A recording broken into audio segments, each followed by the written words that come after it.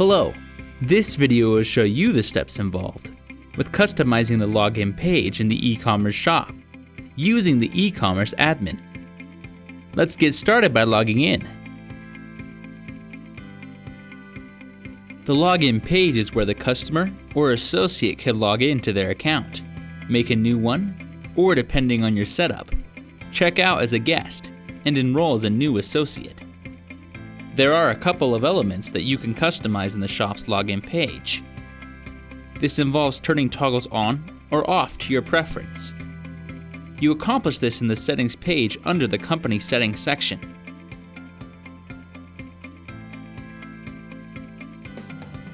The first element you can enable is a sign up button that, when clicked, takes the customer to an enrollment form where they can sign up to be an associate.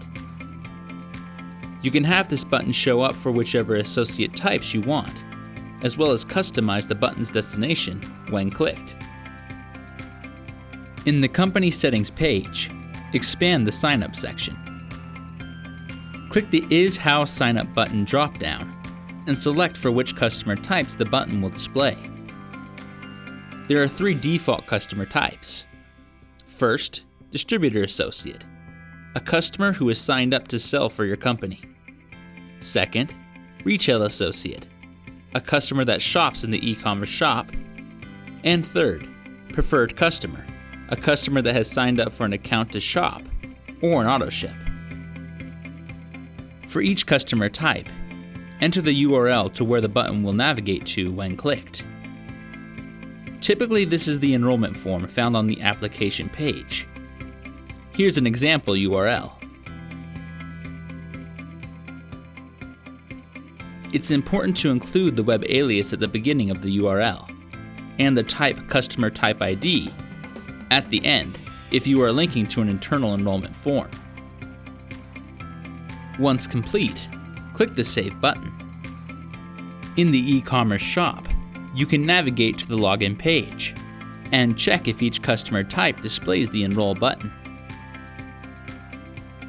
If everything shows up correctly, you can change the header text, description text, and the button text to suit your needs by adding or editing the localization strings in the localization page. Here is a list of strings that you can add or edit on the login page.